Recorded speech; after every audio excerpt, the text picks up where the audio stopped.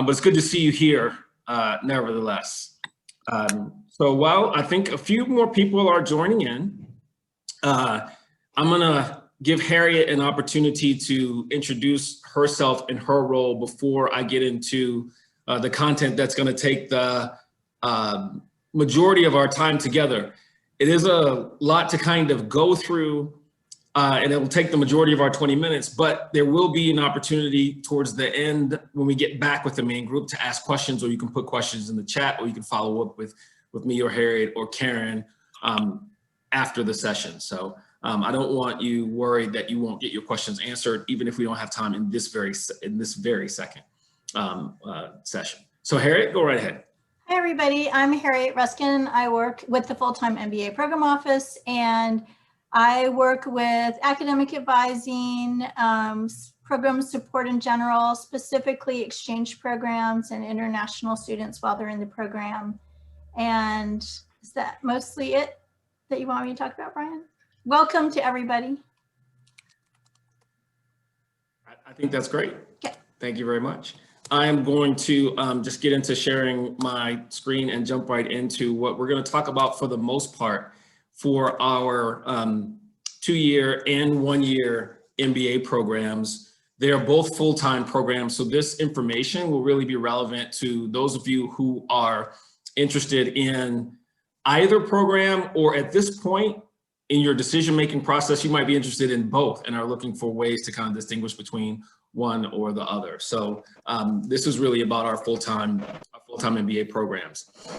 If there is an image, a kind of a mental picture that I really want you to take away from this, this is that image. This Venn diagram really represents the specific Goizueta value proposition. And so I'm gonna walk you through it in terms of each circle here, what they represent, because it's more than just a picture, right? This is an important grouping principle that really might help you in your decision-making process. So if you start with thinking about what we all have in common when we make this decision to come back to school, we all want a world-class business education. Regardless of all the ways that we're different and all the different industries that we'll go into, we're all seeking that in common. And if you think of the set of schools that offer that, obviously Emory is not the only one, but certainly Emory is in that set of schools. So start there, start with that top blue circle around, I'm really looking to get a world-class business education.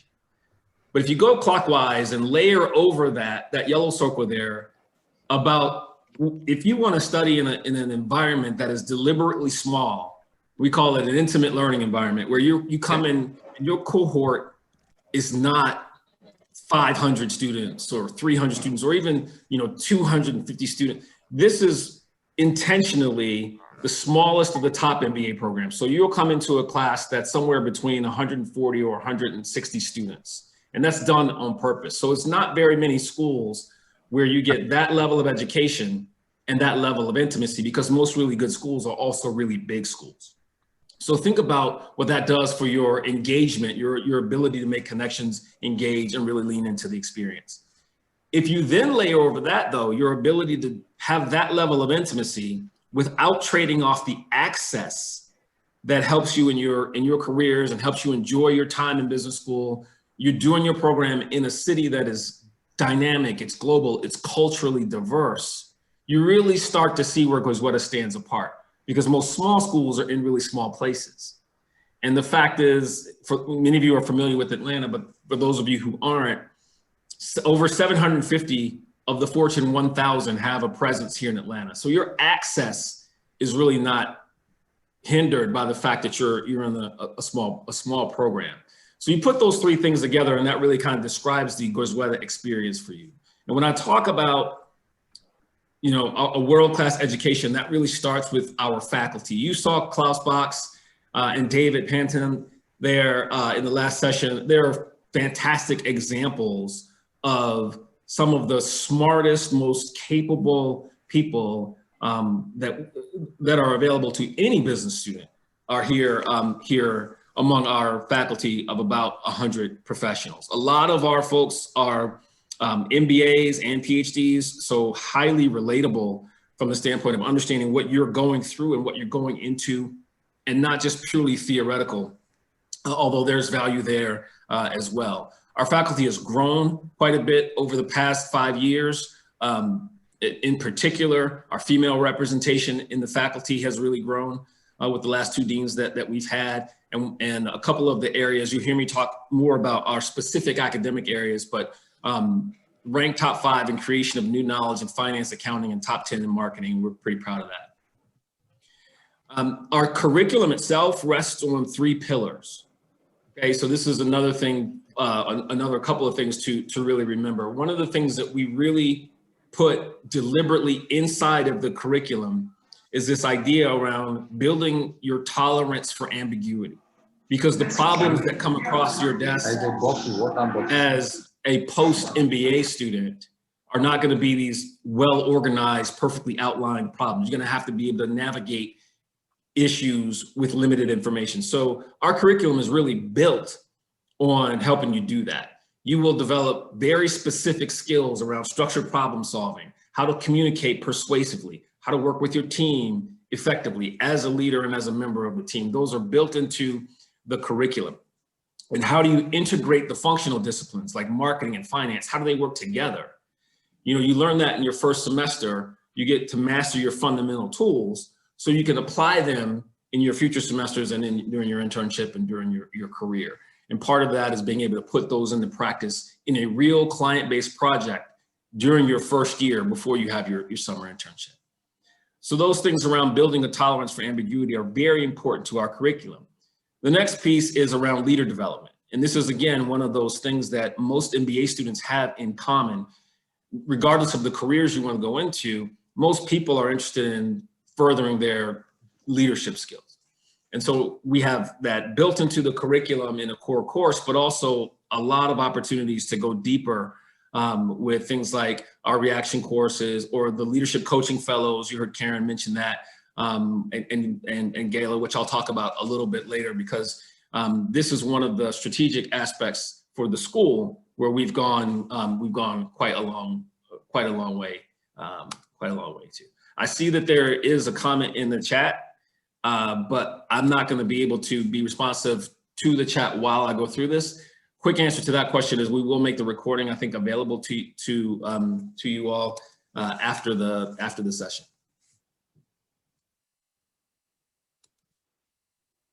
The third pillar is what we refer to as day one readiness. There are a series of day ones that come as part of your MBA journey. Day one in the classroom, day one at job interviews, and so on. And so our job is to make sure that you're exceptionally well prepared when those day ones come along. So you're going to hear from our colleague Liz Chilla in another session, who will help you understand the way that we integrate the career preparation into the curriculum. So it's not like this extra thing that you have to do. And that's just one of the ways that we build into the program ways to help you get prepared and maintain your readiness. We have 4 faculty and research centers and initiatives that we focus on. The Roberto Goizueta Business and Society Institute is very, very, not just popular among our students, but an area of deep investment for the schools. Used to be called our Center for Social Enterprise, and many of you may have heard about it or read about it in the past. If you have interest in big societal issues like climate, inequality, healthcare, technology, those are the 4 big picture issues that the society is really focused on. And how do you take market-based solutions and apply them to societal challenges? That is a great opportunity to work as fellows, research, or just take courses in that area. The Emory Marketing and Analytics Center, we call it Emory MAC. For those of you who are interested in marketing, this is a great opportunity to work with faculty and other students who are interested in either marketing in general, so the application of analytical tools, analytics, which is a bit more specific. You talk about things like dynamic pricing and inventory management, CRM, or sports analytics. You heard David talking about sports gambling in the other section. We have a great sports analytics specific bent to our marketing Center, a professor by the name of Mike Lewis, who you all should follow on social media if you want to learn about the valuation of fan bases, something that's very, very cool to kind of think about. But players evaluations, fan management, all of those things are in the sports analytics. The Center for Alternative Investments are led by faculty members that include Klaus Box, who you just heard from. So I won't go into any further detail because I think he gave a great overview of some of the things you can learn there. And then the Roberto Goizueta Center for Entrepreneurship and Innovation is another area where a lot of our students find interest in an area where we are helping students similar to what Klaus is doing, but with different faculty and with different approaches, start businesses, write business plans, shop business plans, pursue funding, and all of those things. So those are 4 centers that are aligned with our faculty that students have an opportunity to work with through their journey.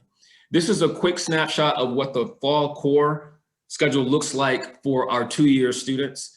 I won't spend a lot of time here. In the next slide, we'll show you what it looks like for the 1-year program. But the point here is that all of your functional classes happen in the core.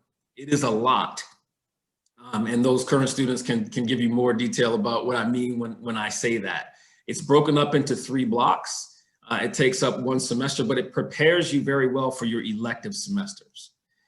And this is what that looks like for the 1 years. It's very similar, except that it's in 2 blocks over the summer, so even more accelerated.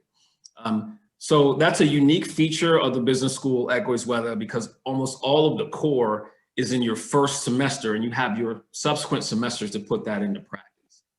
Being a small school does not mean that you don't have many choices for concentration. So this is just a quick snapshot that you can study almost anything you want while you're here. And a lot of times it goes, you end up with multiple concentrations. So this is something that I like to remind folks that just because we're small doesn't mean you have limited choices.